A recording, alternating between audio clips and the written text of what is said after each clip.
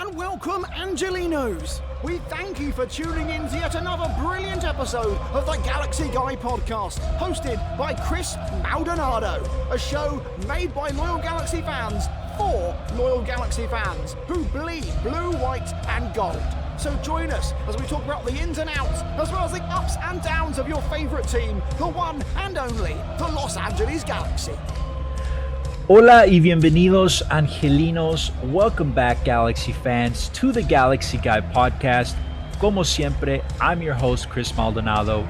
And yes, we are back from vacation, back from that international break, which honestly felt like an eternity.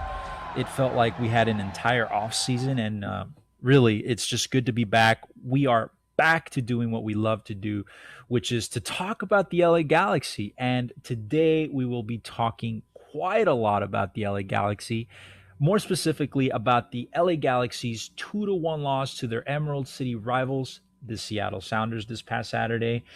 Yes, this was the first loss for the LA Galaxy at home, their third loss of the season. But listen, we can't sugarcoat it. These matches against Seattle are always challenging, and we all knew from the start that this one would not be any different for LA. So we'll be covering that. We'll be covering the lead up to the game. We'll be providing an in-depth post-game analysis as usual, stat breakdown, and we're going to talk about the good stuff. We're going to talk about the bad, and we're going to talk about the ugly as always. So to talk about all of that, help us make sense of it all, break it down for us.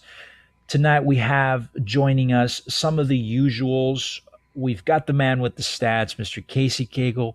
Hola, Hello. Casey. How's it going? With Doing us great. as well, we have the man, the voice of reason, Mr. Matt Granger, who tells it like it is. Matt, good seeing you, sir. And last but not least, joining us tonight is soccer reporter Gio Garcia from LA Soccer Hub. A lot of you guys out there are already familiar with him. He's been on my show before. How the heck are you guys doing today, man? Gio, we'll get started with you. How are you doing? I mean, it feels good to have fans at like full capacity. Let me just say that the tailgating, like I mentioned as pregame, I felt like I got there late because I got there like around 4:30. People were telling me they got there around 12. By that, I feel like I got there late, even though I felt I got there early. But it was cool to see fans. It was cool to interact with people. It's cool to just catch up with people and be like, you don't have to wear the mask. You don't have to worry about that. All you had was like, hearing people, man, I haven't been to a Galaxy game in over a year. This is my first Galaxy game, no restrictions. Everybody was excited for the game. So, I mean, I was excited.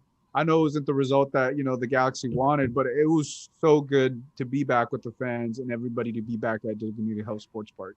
For sure, man. I was awesome. I mean, I didn't get to run into you this time, but it was great. I ran into Casey. Casey, dude, it was good seeing you after such a long time. I know it was very brief, but it was great seeing you, man.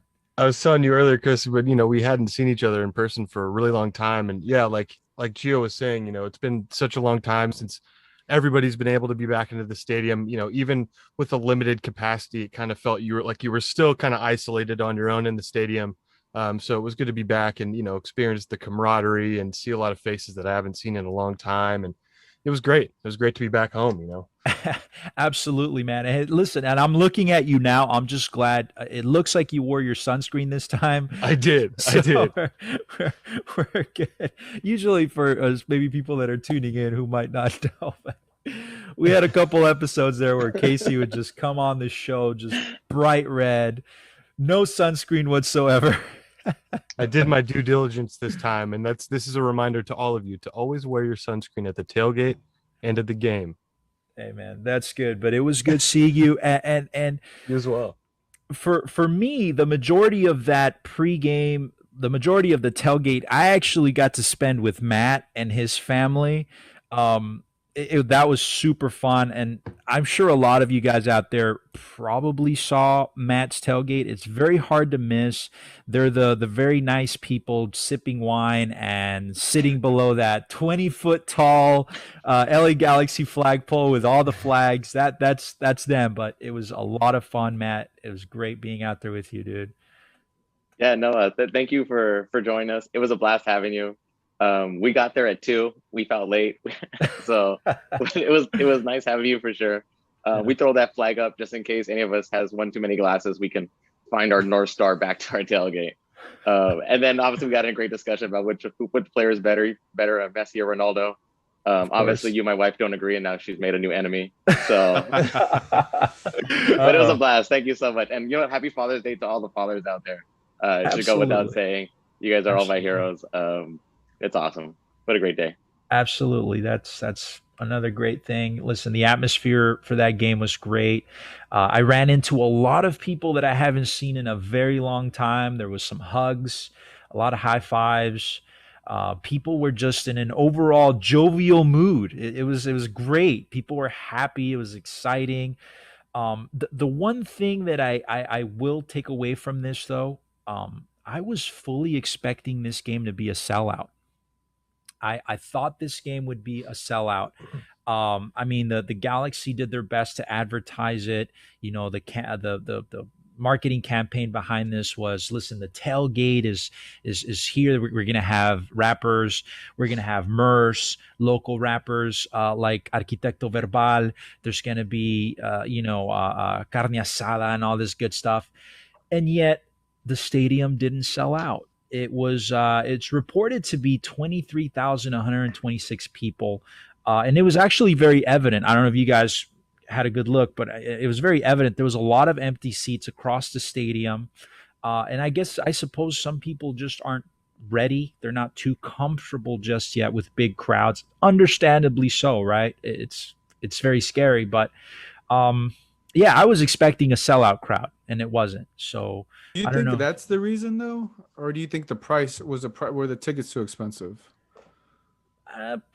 Partially, but it's a big game. Usually for big games against big teams, the crowd shows up, so it was it's very uncharacteristic for it not to sell out, especially after 2 weeks of inactivity. People were hungry for soccer after a year of not watching their team play. I'm sure a lot of people wanted to go to this game, but were maybe a little hesitant because of COVID, obviously. Casey? Yeah, I think it's a little bit of a mixture of both. Usually on the west end of the stadium, in kind of what you call the cushier seats, under the luxury boxes are a little bit emptier, than the other areas of the stadium normally, just because they're a little bit pricier. And I think there is still a little bit of apprehensiveness, for people to go out to public events like this, where you have 23,000 people under one roof. But again, like you said, Chris, there was the hype, especially after the USA Mexico CONCACAF Nations League final. Sure. And you'd maybe expect the FO to bring the gate down just a little bit to fill the the seats, but hey, it is what it is. Sure. And I'm sure you'll probably see more of the seats fill up as the season goes on. And I think they hiked up the prices that amount because they thought people would be just so hungry for it that they would pay it regardless, right? It's supply and demand. But I guess it turned out that there really wasn't that great of a demand. 23,000 is not a bad crowd, but it's the Dignity Health Sports Park seats 27,000 plus, So Casey, any thoughts on that? Well, I mean, really, other than what I just spoke on, I think the capacity is always never going to be as full as we want it to be, just because of the prestige of the Galaxy. And that always is going to drive the ticket price up. That's always going to give the FO an excuse to make that ticket price a little bit higher than the league average.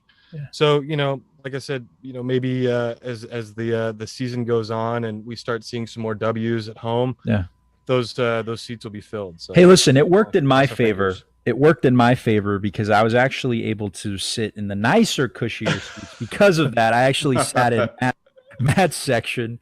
I had a much better view of the game at that point when I realized that there was almost, nobody in that row. So I was able to sit there. So Matt, thanks again for happy to have you. Happen, man.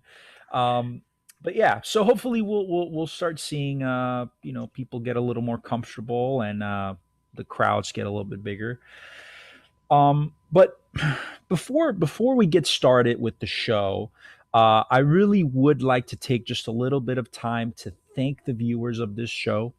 I really can't say it enough, especially those who constantly show their love and support on social media, on Reddit, Discord, via DMs. The positive feedback keeps us motivated to continue to, strive for bigger and better things.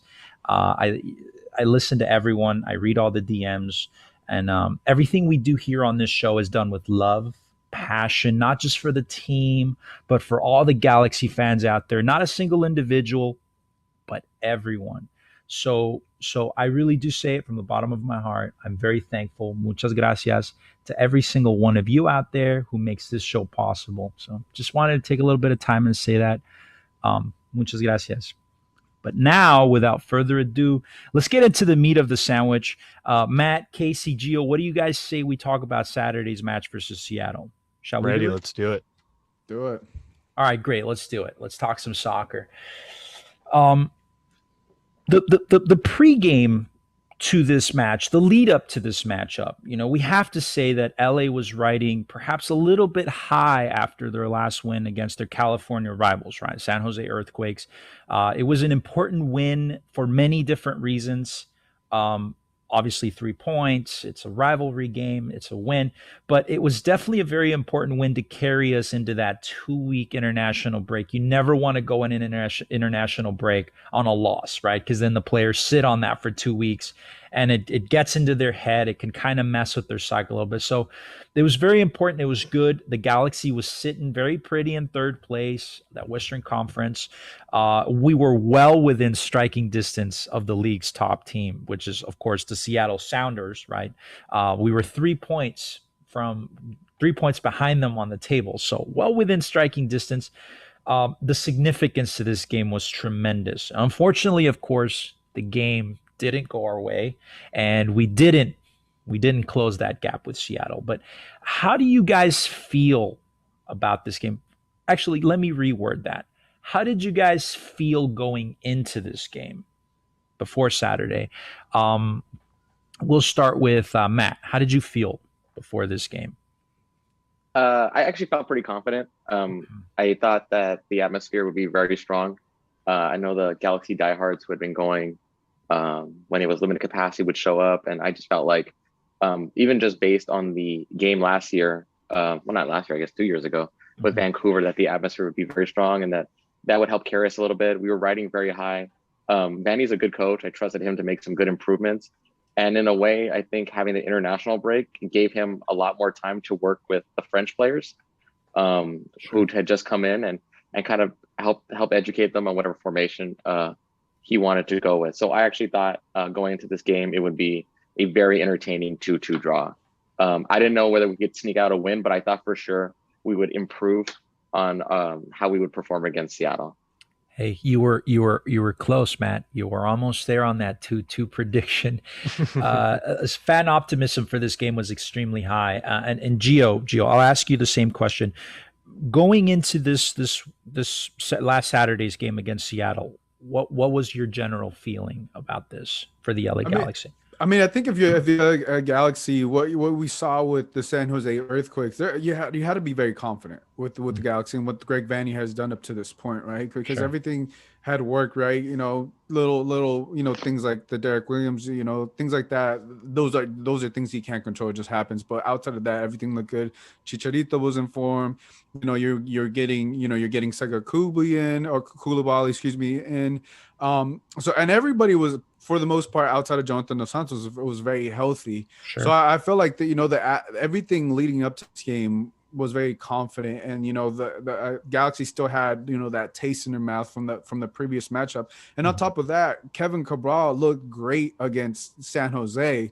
So that was another positive, and Julian Araujo on the back end, and then the great work that Jonathan Bond. For me, everything was positive going up into this game, because of all the momentum they've had, and they're back at home and full capacity. So it was nothing but positives for me, for the LA Galaxy. And I really felt like this was a game that they could have won. There's a couple things, couple plays here, just couple maybe mental errors or a couple plays that we Chicharito hit off a crossbar could probably change the game.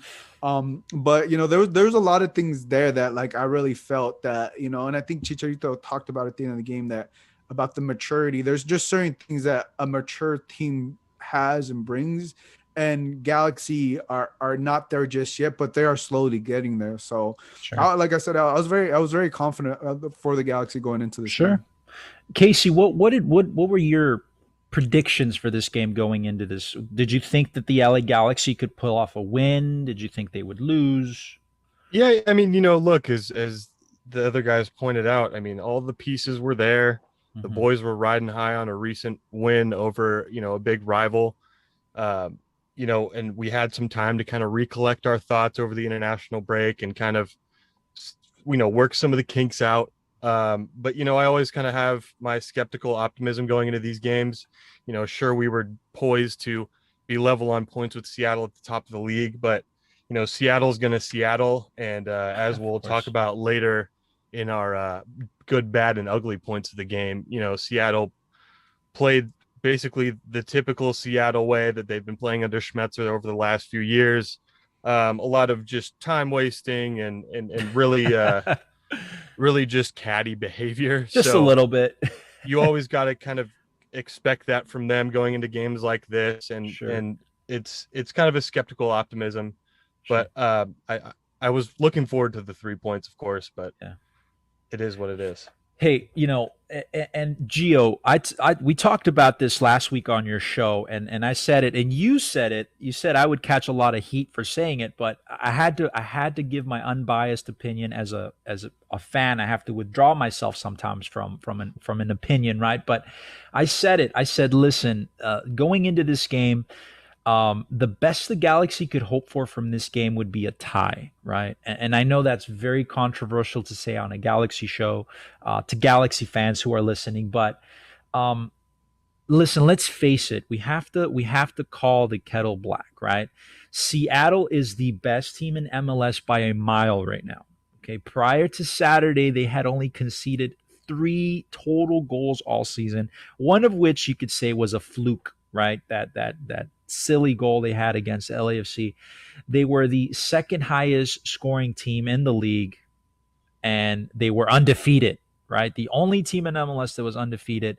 So yeah, I honestly believe that the LA Galaxy could at least get 1 point from this game, and I think that could have been considered a win for the Galaxy. It wouldn't be something that felt super fulfilling, right? Something that leaves you extremely satisfied, but a point from this game would have felt good.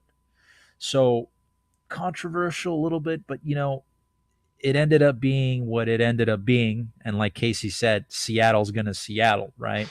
And it happened. So that's what it was. But I kind of want for us to talk about that starting lineup, right? As we have to talk about that starting lineup. It was a little bit different than what we've seen. Obviously, we had some players that were absent. Derek Williams, because of his suspension, he's going to be suspended for a very long time. He has 4 more games, I think, or is it 5 still? 4 or 5? It's 4. 4, right? So we had Jonathan Dos Santos, who's still out on injury. So the starting lineup was Jonathan Bond at goal. It's no surprise there. Julian Araujo at right back. Sega Coulibaly making his debut. What a debut to make against the best team in the league, right? We'll talk about him a little bit further on, but he made his debut.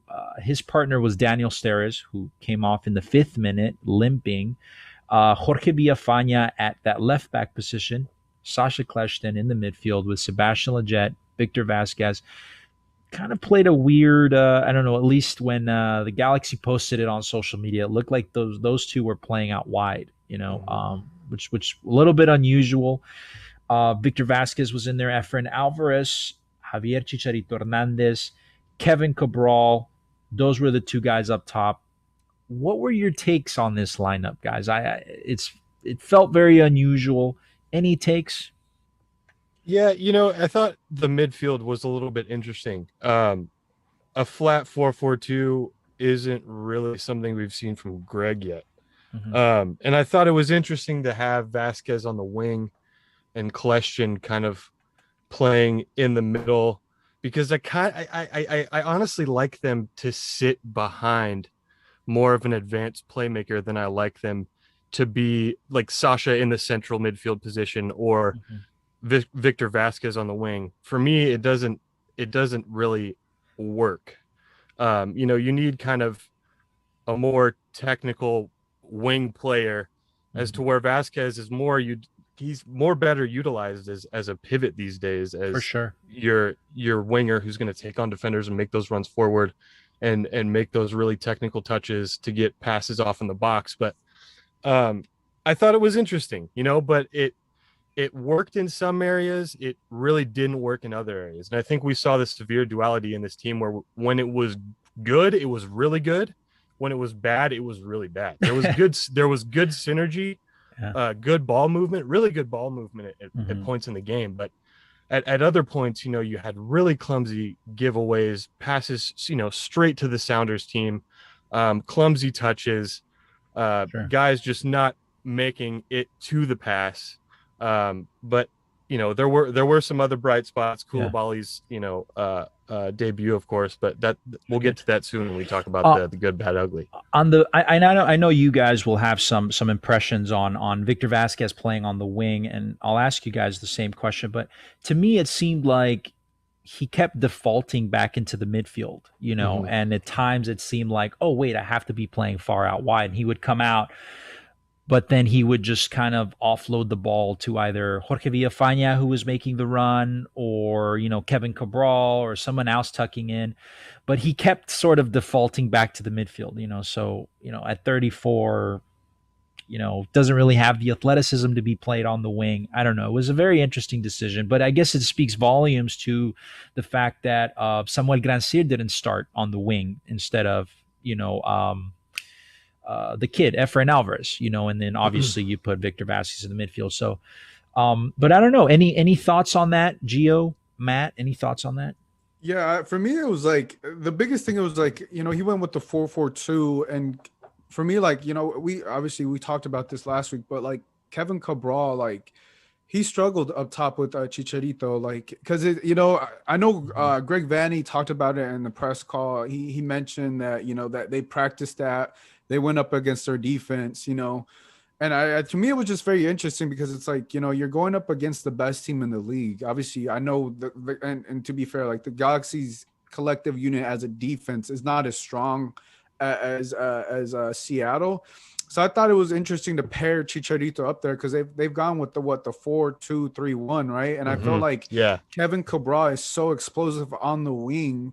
If you would have just had him on the wing, it could have just opened up the game, and you really didn't get to see Kevin Cabral's versatility and there was a lot of confusion, right? Victor Vasquez was pulling himself so much into the middle, and I'm like, wait, I had to go back and look at the lineup. I was like, isn't he on the wing? And then like Samuel Granger.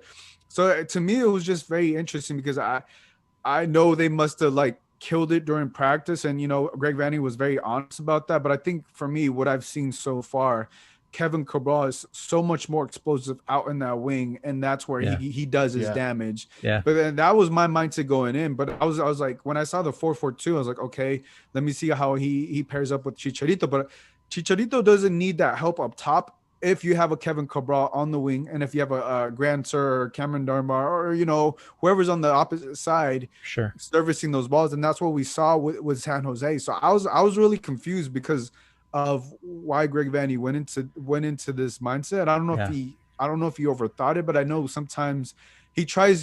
This is the second time he's tried something new, and both times it's been against Seattle. Against Seattle, it's been against Seattle, and I don't know if he overthinks Seattle because I think maybe he's thinking like Brian's. Maybe they're playing like a head chess match. But to me, I was like, yo, Kevin Cabral, play him out on the wing. That's what we seen how explosive he can be. Sure. Matt, I know you have some thoughts on this. You were telling me about this during the game.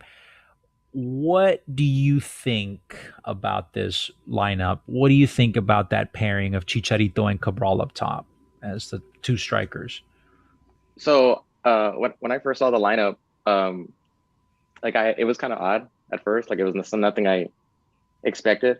Mhm. I was, I guess with Granzer, I was like, when I saw he didn't start, I was like, wow, he finally actually played himself off the starting lineup. Um, but but look, I mean, at the end of the day, like Seattle's like the best team in the league, and like rightfully so. Seattle doesn't even need their starters to all be on the field to be the Right. best team in the league, and they're just trouncing people. Like we Right. can't. Like I get why Greg's trying new things. We conventionally cannot play them like a conventional soccer team. We're Mhm. not we're not on that level. We need to beat them with some kind of tactic. And Mhm. so what does Greg do? Like Seattle is more physical than us. They're more organized, and again, they're more mature than us, right? So what does Greg do? He just packs the midfield with a bunch of smart passers, and he says, "Go fluid," right? Because at the end of the day, like we're not going to outbruise these guys, and we're Yeah. not going to be more clinical than these guys. But maybe if we put all our best passers on there, we can at least move the ball, right? Mhm. And I get Right. why he decided, like, let me put Cabral up there with Chicha, because we played Cabral and Granzer on the outside with Chicha, and yes, Cabral did better. But what happened in that game? Chicha got neglected because Cabral's doing his thing and he's not looking for Chicha to do his thing, right? So Yeah. he puts them both up front and says, okay, well, Chicha needs a partner. He was most successful when we had Zubak. Let's just throw the cat and the dog in the front of the pack and let's see Right. what happens. At some point, they're going to have to work it out one way or another, right? Yeah. So I get it, but like we were never going to beat this team conventionally. We were never going to beat them with a 4-3-3. We don't have the personnel to do it. We don't have the maturity to do it, and we're just like not at that point. And to Greg's credit, in the first half, like it 100% worked. Mhm. I'm sure we'll get into it later about Yeah. what happened in the second half, but in the first half, that game plan absolutely worked. Smetzer, Figured he it had to out. go into he had to go into Yeah. coaching mode. He Yeah. had to make an Yeah. adjustment. And when you're playing the best team in the league, like if you put them in a position where they feel like, okay, we have to now adjust, that's a victory in and of itself, especially with where the Galaxy are right now in the season. Right. If I can just add something, I'm with you. It did really, really work. But I think the only thing that it didn't work, the only thing that I saw of that, and you're right about the midfield and passing. You just broke it down to me, and you made me understand and make it so much sense. And I liked it. If Chicharito would have scored the goal, the only thing for me was like Kevin Cabral was essentially a ghost because that's the Mhm. only Yeah. thing. That's the only thing with this lineup is he wasn't able to impact the game in the first half. That's the only downside that I saw to it because I do feel that. I mean, the LAGalaxy were the better team in the first half, without a doubt. They Yeah. were better. They were a better team. They had the more They things, were. but I They think were. Kevin Cabral just wasn't able to find his place within the lineup, And, and that's a big weapon. and Matt, we talked about this, and you said it. You hit. You're the voice of reason, dude. But that second half started, and Seattle was a different team. Yep. Okay, they Brian Schmetzer is the best coach in MLS. Okay, he got into that locker room and he's like, "Hey, listen, this is how they're beating us right now. This is how we have to change the game up to outplay them."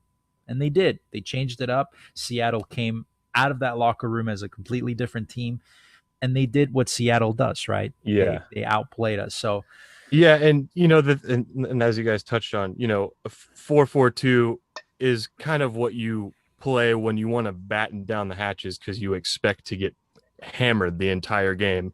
And I think we came out swinging in a way that Seattle didn't really expect, but in the way that we were playing, Seattle always is able to find that exploit and they'll hammer that exploit until the cows come home and they'll get a goal or two. And like we saw in the game, they'll do anything to just sit back on that lead, waste time, and hey, there was a lot of time wasted, man. There was 7 minutes. I mean, didn't they give 10 minutes to what was the last team we played that got 10 minutes for? Was it Austin? I think it was Austin. I think Yeah, I it was think that so. Austin game. Yeah. It was 10 minutes, dude, and there was definitely a lot more time wasted by Seattle in this game. But hey, listen, MLS reps, right? A little bit of a anti-Galaxy bias, but that's a conversation for a different show. As far as we're concerned right now, we now enter the part of the show where we dive a little bit deeper into some stuff, and we go into the section of the show where we talk about the good, the bad, and the ugly. Uh, we talk about the good stuff first. So, listen, despite the loss, which hurts a lot because it was our first loss at home, there were some good moments in this game. So let's get started naturally with that. Casey, what were some good things you saw out there from this LA Galaxy team? Specifically, I wanted to talk about two players who I thought played extremely well yesterday and get my good points this week. Julian Araujo. I mean, the kid's the greatest player in the world, dude. I don't even know what to say anymore. Like, this kid is insanely good. He's too good for this team. And the second was Sega Koulibaly. I mean, even though there were a couple of moments that did result in the goal, a couple of errors, as far as spacing and stuff goes in the six on set pieces, he had a really good game. He looks really comfortable in the back. Mhm. He's a really commanding passer, and he can spray balls essentially anywhere he wants to put them. Yeah. So I'm excited to see what else he is capable of with this Galaxy team and how he progresses moving forward this season. I can agree with you, man. I thought those two had a really good night, pretty decent night. Julian Araujo continues to impress at his young age. I don't think he's long for MLS, so we'll have to wait and see where he lands after this. But Gio, what were some good moments that you saw up there, man, from the press box? Yeah, no, I'm gonna just add on to that. I think Joan Araujo, he's really impressed me because we knew his defensive versatility is there, but I think the other thing that we've seen him develop within this coaching staff and Greg Vanney is his playmaking abilities on the offensive end. That's the biggest thing. We saw him, take defenders. We saw him get that cross into Chicharito again. He almost scored on that. We saw him get up more and up more in a way that like Greg Vanney had talked about this in a previous press call, that like he's learning when to pick his spots, right? Learning when to go up, learning when to be an attack, learning when to do that. And I think we're really seeing the maturity of Joe Araujo within our eyes right now, of what he's doing and all the work that he's been putting in, and that's really exciting. And I would also add, Jorge Villafaña on the other side. I know he maybe did not have the sexiest game, right? But like he can whip in some crosses, right? When Victor Vasquez was going all the way into the middle, he knew where exactly to be on the left-hand side to provide those crosses, like in the first half. And I think, that kind of, obviously he wasn't able to impact the game with an assist here, but I think it kind of goes undervalued because of where we kind of expect it from him. And I think, right now they have really good right back and really good left back on the defensive end. Yes, there's a couple things that they need to mature, but I really was impressed with both the right back and the left back. Sure. It was good. Defensively, we had some moments that were, just typical Galaxy defensive moments for the last couple of seasons. That first goal, the Seattle, the guy who scored the goal for Seattle, just kind of came in through the defense, unmarked, and he just put the ball in the back of the net. Same with the second goal. Jonathan Bond had the stop. It was a slight rebound, and nobody kicked it out. Raul Ruiz Diaz, you give that guy an inch, that's all he needs, right? He put it in the back of the net. But while we're still on the topic, Matt, I know you have some stuff to add to this.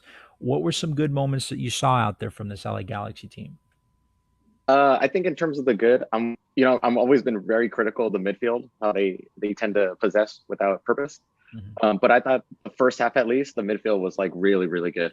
And not only were they very good, they were very good against a team that's phenomenal in the midfield. I mean, João Paulo is probably the best defensive mid in the entire league. Yeah. And then they have Christian Roldan in there. They're super well coached. They're like, their defense structurally, it's a phenom. Like it's obvious why they've only had up until this game only 3 goals scored on them, and really only 2 deserved so.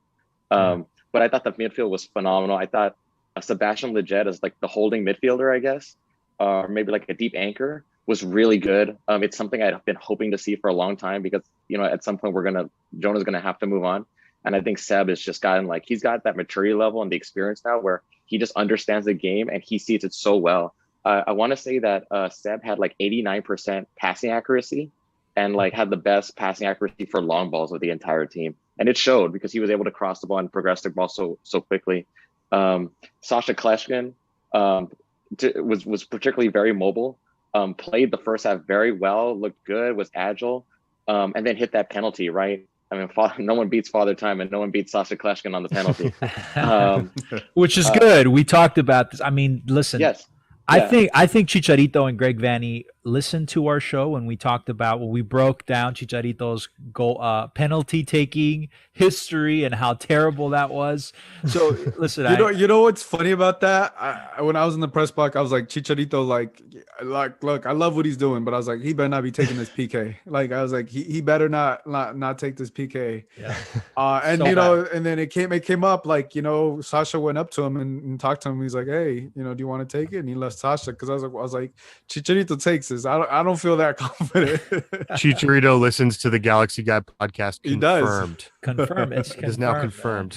We got into his head, and he realized, listen, this is the error of my ways. I should no longer be taking penalty kicks. Yeah, and to his credit, like I watched back the broadcast on Spectrum, and you actually see like after he gets a penalty, like Sasha points this. I mean, Chicha points to Sasha and says like, take the PK. Someone off screen like tells Chicha take, and he's like, no, I'm good. So like, but that's what you want out of your star, right? Like, like if you're like a goal scorer like Chicha or like, you know, Josef Martinez or Zlan or whoever or Cristiano Ronaldo, like you're used to being the star. You've been the star since you were 5, right? You've always taken the PKs. Like you're hungry for goals. Like we need air, you know. So for him to actually give that up for the good of the team is a big maturity level. And then, you know, Victor Vasquez, going back to my point, you know, him coming back from a groin injury, he played pretty well. He was a little rusty at points. He got a little winded in the second half, but he played very well in the first half. I think he had the most progressive passing.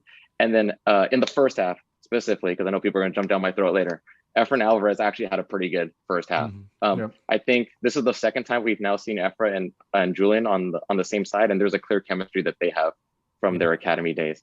In the first half, the Galaxy had 6 chances or dangerous opportunities, and Efra was involved in 4 of them, to his credit. So I think you're starting to see Efra mature as a player. Obviously, there's some things that like he needs to work on. Some of the stuff is like just mental, or maybe like maybe attitude issues, like the ball that he didn't run after, where he kind of buckled back, and then he's like, "Oh, that ball's staying in." Like you need to run through the ball, whether you're 18 years old or whether you're 35 years old. You got to run through. But like I said, you know, he's 18 years old. We had 6 good chances in our dominant half. He's in 4 of them. Like that's all you can really ask for, really. Yeah. And if he's a domestic player and you're only paying him $1.15, that's one of the lowest paid players on the team. Like you're getting the value there. So definitely like the first half for me was the midfield and Chicha for giving up that ball. I thought they were just really, really good. We made a lot of progress in terms of like how the team's going to play going forward that game. Absolutely. And I can agree with everything you guys said. But to add to what Matt just said, that's actually one of my good takes from this game is that, listen, this LA Galaxy team actually played very decently for a large part of this game, mostly in the first half, right? They passed the ball around extremely well. There was a lot of quick touches. It was very reminiscent of those Bruce Arena teams, right? Just a little bit of a glimpse of that I caught. The midfield held its own despite being old, right? I mean, our midfield pairing, two of the guys in the midfield there are in their mid-30s. You know, Sasha Kleshtin, he's up there in age. Victor Vasquez is up there in age, but they held it. They really did. I mean, Sasha had an 89% pass success rating. He created some good chances. He was up and down the entire game. Victor Vasquez, who's coming off that groin injury, like Matt said, he had an 83% pass success rate, had a lot of touches, had a lot of passes. He was everywhere. He was on the wing. He was in the midfield. He was, you know, making himself available in the offense. He was tracking back. He was trailing players. It was amazing to see that, right? He's a different type of class. He created a ton of chances and was just weaving passes left and right. Sebastian Lletget was quietly very good in there as well. He's the one that had the 92% pass success rate. Several clearances he had when he was playing a little bit deeper, had some chances created, passed the ball very well. Overall, you know, this midfield stayed very competitive with that Seattle's elite midfield. You know, again, we don't have to say it. They have one of the best midfields, if not the best midfield in MLS. João Pablo, one of the best players. You know what? We're actually rebranding this show. We're now a pro Seattle Sounders show. We're no longer covering the Galaxy. Oh gosh. I mean, they got a lot of talent, man. I think I'm gonna be sick. No, but I mean, in all seriousness, so we stayed very competitive against such a solid midfield. I thought the defense was pretty decent. I mean, they allowed 2 goals, 2 very soft goals, in my opinion. Yeah. That set piece goal should have never happened. We had some big center backs in there. You know, Nick has the size. Sega has the size. Our goalkeeper has the size, and yet we were beat on a header from a Seattle player who just kind of walked in there and put his head in, and the ball went in the back of the net. The second goal was also the defense falling asleep a little bit there. You know, they could have put a toe in there or something after the deflection from Bond, but they didn't. And Raul Ruidiaz, like I said earlier, the guy only needs an inch, right, to punish you, and that's exactly what he did. So, but overall, I thought the defense did very well. Also considering that one of our center backs was playing his very first MLS game ever, right? And what a game to play your first game against. It's against the best team in the league, one of the most potent offenses in the league. And also considering that our other starting center back left the game 5 minutes into the match with an injury, and he was replaced with Nick Dupuy, who actually, you know, I thought had a pretty good night. I think he's a pretty decent defender, did pretty well. But I was really impressed with Sega, and you guys mentioned it earlier. You know, what really struck me, some things that struck me about him is that he's a bigger guy. He's much bigger than I expected. In the pictures that I saw of him, he looked like average height at best, you know, but he does seem like he's a big guy, and he's very well built for a center back. He seems extremely athletic for a big guy. He was, you know, he was up and down. He was, it kind of reminded me a little bit of Jello Van Damme. I was just about to say that, dude. I was literally just about to say that. Right. It's like in those moments where like our offense was just kind of falling asleep a little bit. He's like, all right, I'm going to just jump into the offense. And he would take the ball, and he made those runs several times, you know, and he was trying to take on midfielders and defenders. Very refreshing to see. I'm already a big fan of this guy. I think that he's very athletic. Something else that stuck out about him was his composure. He seemed like a guy who's got his head firmly on his shoulders. You know, there were times where he was pressured by some of the Seattle's players, some of the offense, and he remained cool as a cucumber, and he was able to make the proper pass without panicking. You know, definitely very excited to see more of him. It was overall decent performance by the defense, given the circumstances, given the scoreline. So, you know, again, I know the scoreline sucks and we lost, but we have to remember, right? And this is something good that I'd say for the fans to take away. The scoreline sucks, but just remember that this Seattle Sounders, this is the best team in the league. The team that only conceded 3 goals prior to this game. The highest goal-scoring team in the league right now, the only team that's undefeated all season. So, yeah, listen, the Galaxy lost. It sucks. It stings. But they played decently. So take that away. They played decently against that Seattle Sounders team. So let's not get too deflated over this. And unless anything, if you guys have any other good moments to add to this, we could probably move on. But is there anything else from you guys? All right, so we're good. We talked about the good, so naturally now we have to talk about the bad, right? So, fellas, what do you say we move on now to the bad moments of this game? And we'll start off with, let's say, Matt. Why don't you get us started here? What are some bad takeaways from this match? I'll go with, I think there's some obvious ones, but I'll go with one that's a little less obvious. Sure. I think Seb had a really, really good game. I think he was really good in the pocket, but both those goals kind of fell on him a little bit. So on the header, for example, Depew is guarding Yamar, the person who ends up getting the header to go for the go-ahead goal on the header. Right. And I think Leggett is guarding either Jao Paulo or the other Roldan. And all they do is do an Xing overlap. So they cross, Yeimar throws, let's say, Jao Paulo into Depew. Depew and Jao Paulo are holding each other, and now they've marked each other. But Yeimar slides behind Jao Paulo, and instead of Leggett putting a body on him, Yeimar just kind of blasts right through him. And you'll see it like in the film, like he bent over like a folding chair, like a quinceañera. Like it was over. And that's why the header looks so like wide open. It's because he literally just broke in half. And then in the second goal, so another set piece throw in, right? So if you look at the way the defense was lining up, you have Depew on the front post with Montero. Then you have Sega Koulibaly holding the line behind him.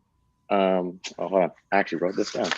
Then you have Sega Koulibaly holding the line behind him, kind of has Roldan in front of him. And then you have Araujo and Ruidíaz lined up next to each other. And then if at the very next level, you have Yeimar, and then you have Roldan.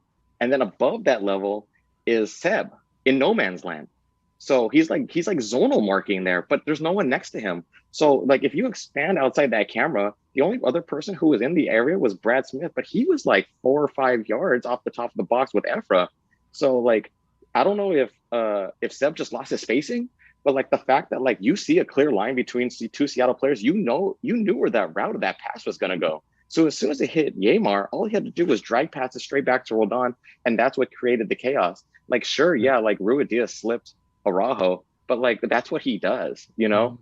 That play could have been completely avoided if Seb just had better position. It kind of was the domino that created that second goal. So I think like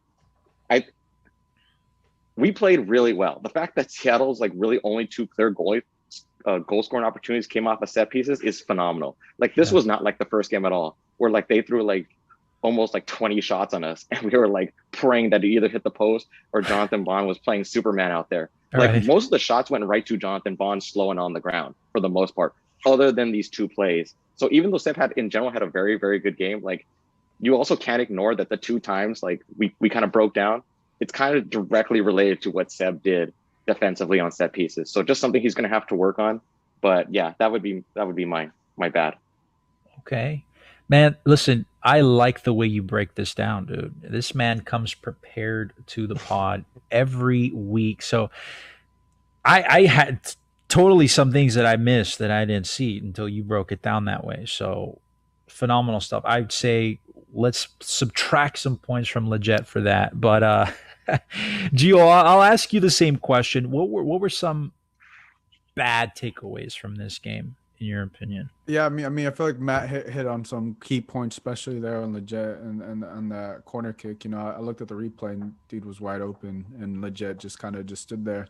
But I mean, the biggest thing is not getting points at home. You know, you didn't get any points, right? Whether it was a tie, right? Because it looked like in the first half, they probably could have won it. But obviously going into the second half, I think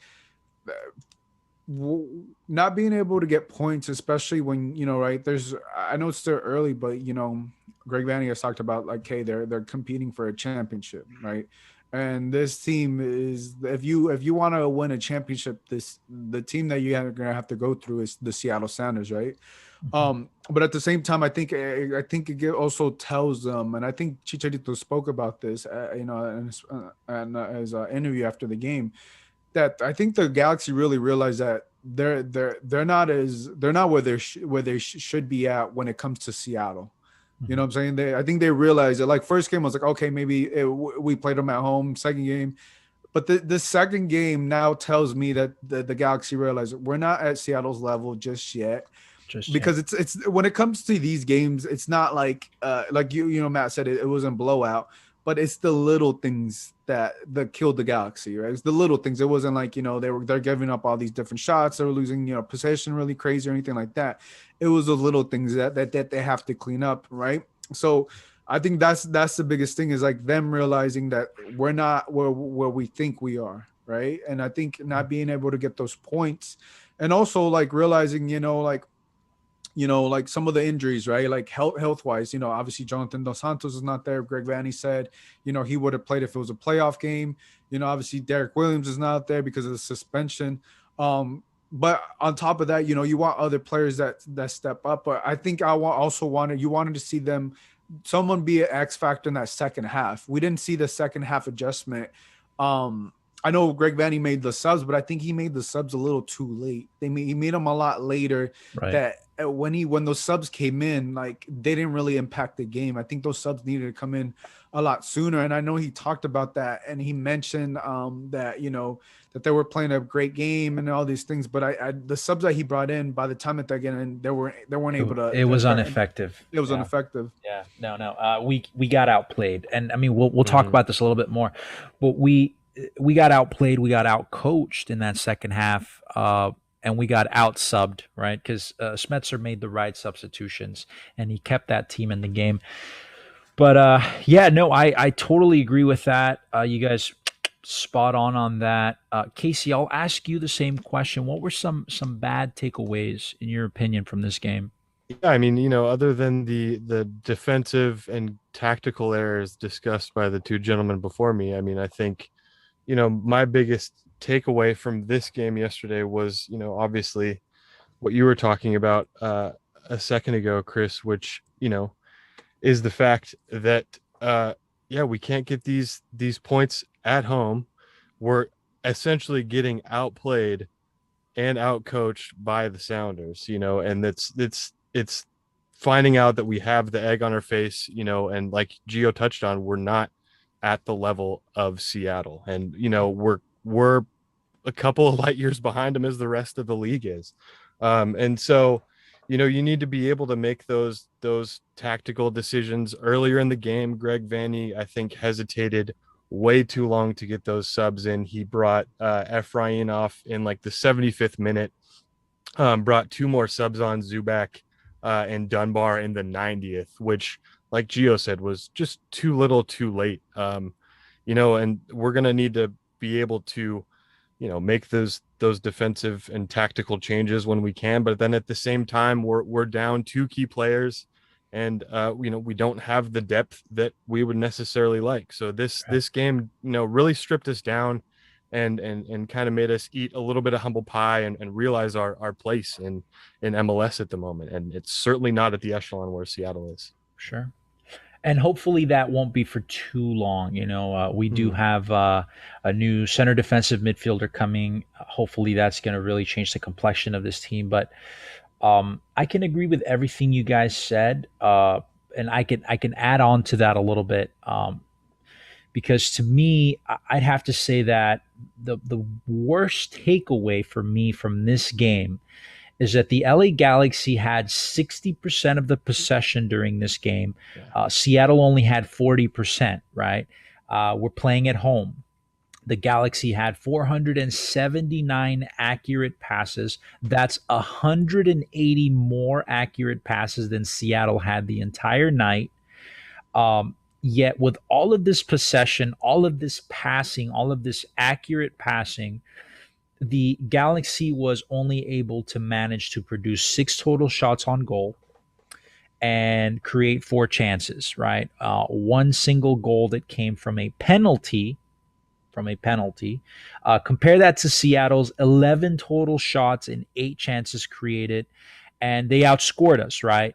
The Galaxy, despite having so much possession and making all of those accurate passes, got outplayed at home by a team that was just flat out more effective than them with the little than they had. So simply put, Seattle made more out of nothing, right? And we saw this last time around versus San Jose. The Galaxy just had chance after chance, shot after shot, and they really did very little with it. It took that lucky deflection off the San Jose defender in order for us to get that goal, that own goal, right? So it's been 2 games now that I've seen that, where the offense is just kind of flaccid, very flat, if we can call it that, right? It's not as potent as it should be, right?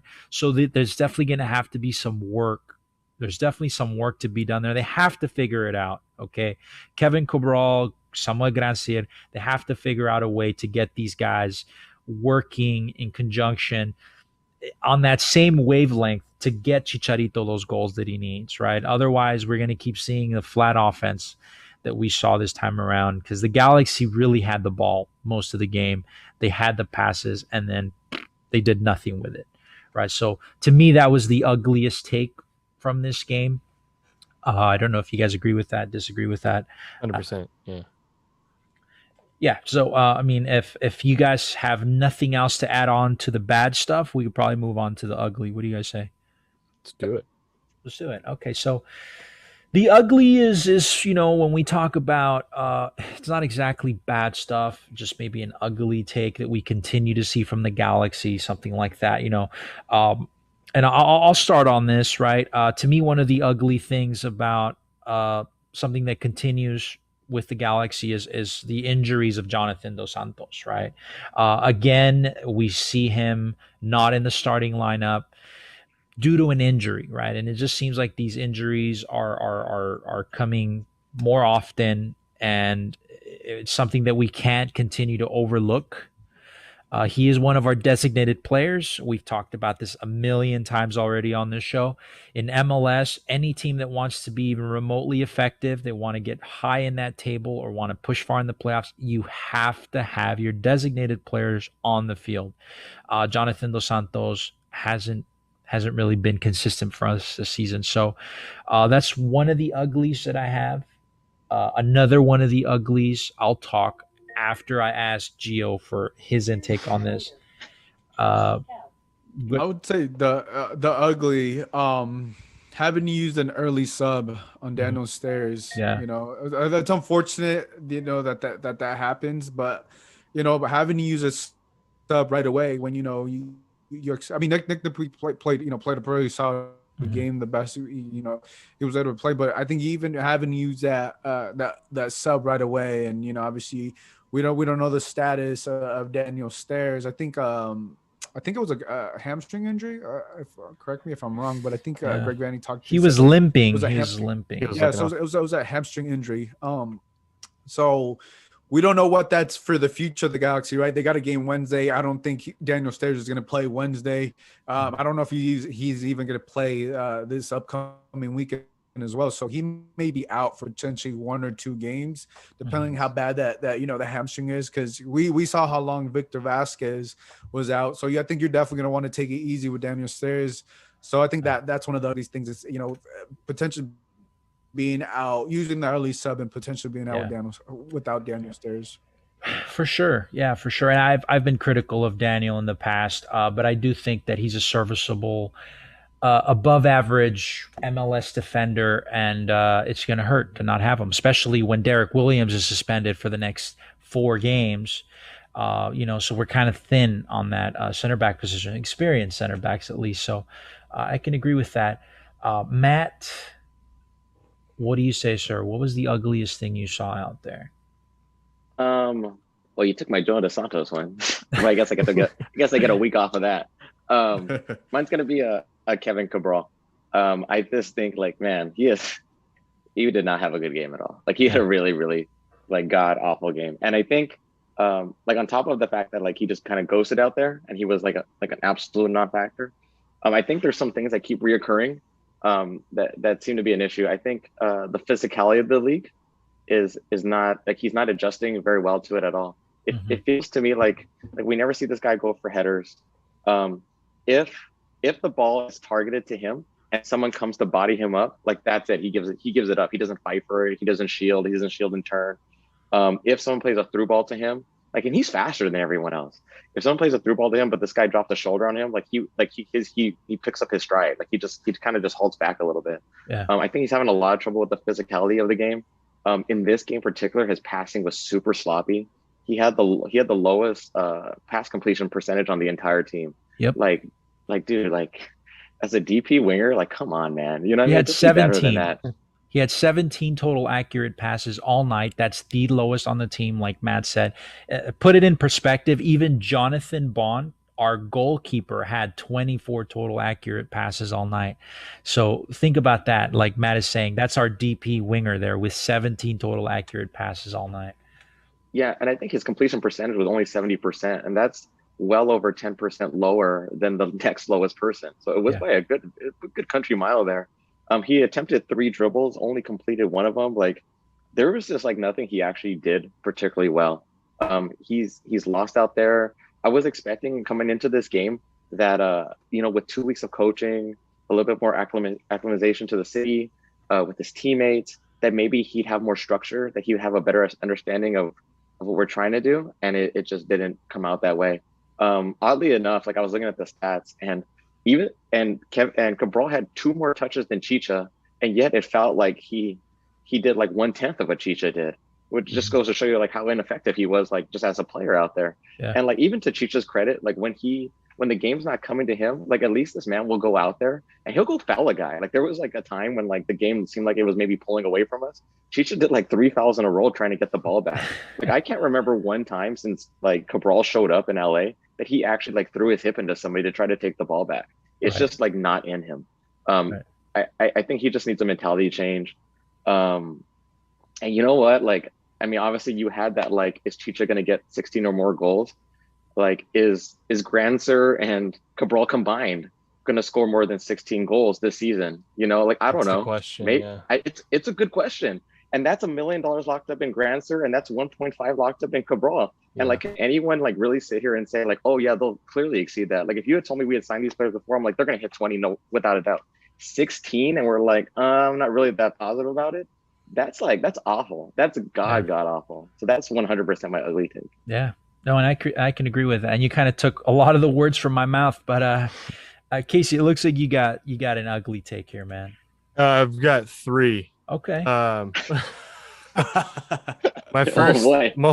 first ugly take was all the rave green that was in the stadium yesterday, because ECS was there, which, okay, great. It's awesome to be able to host away fans again.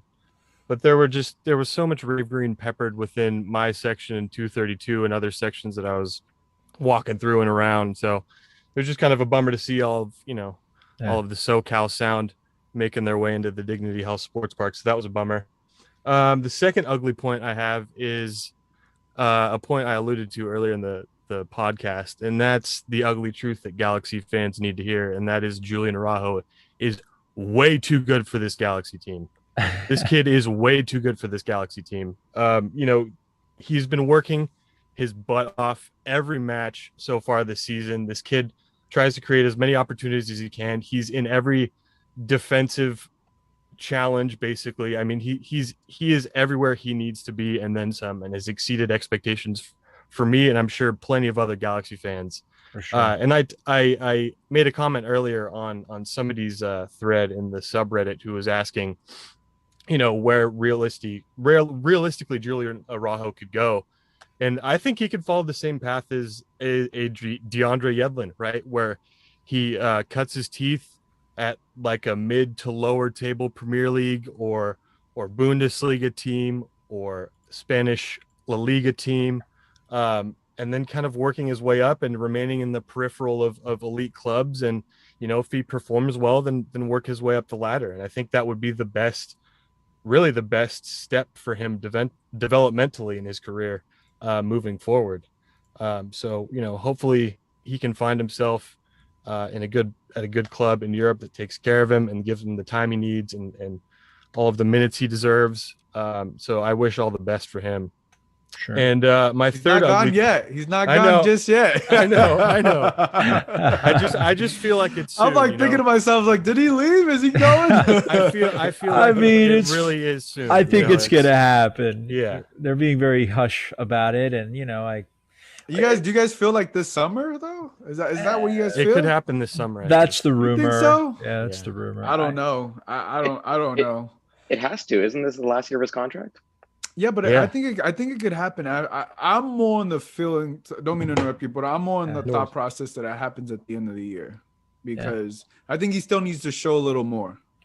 And the Galaxy need him too. I think it's happening regardless. But it's kind of. I didn't ask him when I had him on the show. He was on my show a couple of weeks ago, and I kind of dropped it a little bit in there. I didn't press too much on it, but he was just very like, wherever I go, I'll just be happy to be playing overseas. But it's definitely something he wants, and Yeah. I feel like it's happening. But yeah, I think Casey, you had one more ugly. I do have one more point. Okay, and this is, I'm going to harp on this again because I've basically got a rotating wheel of these guys in my bedroom at this point. And the person who's getting darts on their head this week, the pro referee who's getting darts on their head this week is Drew Fisher, dude. What is going on? What is with the complete ineptness of professional referee organization referees who can't seem to referee a game properly? The officiating last night was terrible. It was absolutely terrible. Horrible. Seattle was time wasting left and right. There was a chunk of time from the 60th minute all the way to the 90th minute where I was like, this could potentially have 15 minutes of stoppage time because there are 2 men on the floor right now. The referee is not giving any cards for time wasting whatsoever, and basically caved to any of Seattle's demands or arguments in their favor. And, it's a revolving door of MLS criticisms that come towards professional referee organization. And we just need to keep naming these guys. Drew Fisher, get your act together. And we've talked about it a lot on this show, the referees. It seems like there's a Galaxy bias. I mean, let's get some tinfoil 100%. hats on and everything. I'll do a show. I'll do an entire show with a tinfoil hat on. But I do honestly think that the MLS refs are biased against the LA Galaxy. 100%. And it was badly officiated. I mean, let's be realistic, right? Like, these guys weren't really cramping, and we know it. It was time wasting. Get these guys off the field. They were out there for 3-4 minutes just laying down. Yeah. And you have to get them on a stretcher and get them off the field. It was ridiculous. Get the guys a Capri Sun. Give them some. It was like something out of a comedy sketch, really. Yeah. Yeah, it was ridiculous, but I guess that's how they play the game in the Pacific Northwest. It's like, wait, what are we playing on right now? Is this real grass? What is this? This isn't turf. But yeah, man. Any other ugly takes, guys? Matt, Gio? No, just the subs. Vanny got 2 tunnel vision. But you guys have brought in the bad. I think if you were at the stadium, you probably saw Vanny like hunched over, head in the game, waving his arms, yelling, blah blah blah. Yeah. But I think he just got too tunnel visioned. I think he got too into like coaching the players on the field and not enough into managing the team. And ultimately, like you saw the midfield. That midfield, it has like 3 guys. 3 out of 4 are not meant to last 90 minutes. Yeah. And he just like let them all die on the vine, right? Like Efra, we know, is like a 50-minute player. He took him to like 80. He just let that guy die on the vine. Victor Vasquez coming off an injury, he let that guy die on the vine. Like Sasha Kleshkin, God bless him, but like he's like a 30-40 minute guy. He let that guy die on the vine. So like that one ultimately falls. Yeah. That one ultimately falls on Vanny, because you got to protect your players out there. You just let them hang out there and just like hang themselves out to dry. And at the end of the day, like now we have like, well, I don't know, maybe like the casual fan has like a more negative impression of like how our midfield plays, when really they should hang their heads high. So just adding on to what you guys already said. No, and to add to that, I do agree 1,000%. That was an ugly take for me as well. Greg Vanny fell asleep.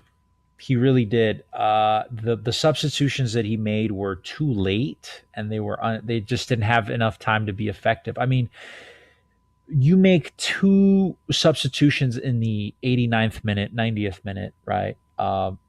And we kind of saw that Granger had that moment where he broke away. Granted, it was offsides, but he brings the ball down and he takes the shot. It could have easily been a goal.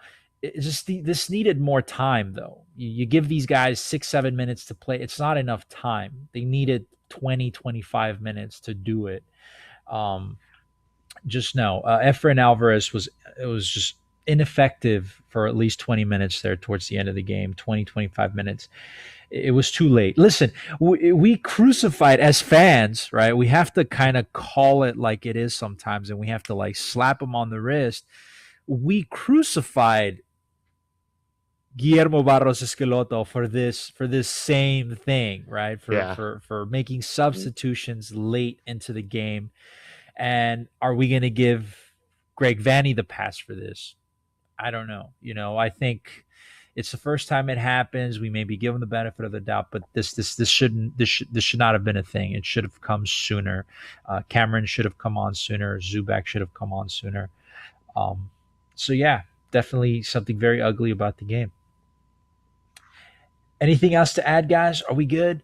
So we like we said, it's a very busy week for the LA Galaxy coming up. We had this game this past Saturday. We do have another game. It's going to be a midweek game coming this Wednesday, and that's against the Vancouver Whitecaps. That game is going to be, I think, it's, the 23rd. That's this Wednesday, right?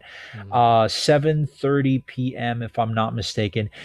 Listen, the Vancouver Whitecaps, they're a dumpster fire, right? And they're a dumpster fire. They have I think they're called the Whitecaps, not the. They're the Whitecaps, man. But I don't know. This is a very winnable game, in my opinion, for the LA Galaxy. Vancouver has 8 points. They're sitting just. They're tied, I think, for last place with Dallas, if I'm not mistaken. Yeah. So they're sitting at 8 points. They've lost 5 games so far this season. They've only tied once and they've only won twice. Okay. They have lost at home this season. So it wouldn't be crazy to say that the Galaxy can go to Vancouver and get a result. Okay. So it's not really a super long road trip for LA. It's not close either, right? But it's definitely a winnable game. I don't know. Do you guys have any thoughts on this? How are you feeling about this Vancouver Whitecap game on Wednesday? It's a short turnover. Any feelings about this? Well, I mean, considering our last 2 runs in the Pacific Northwest, I'm a little less than optimistic about this one. But we'll see how we go. Like you said, Vancouver is a complete dumpster fire right now.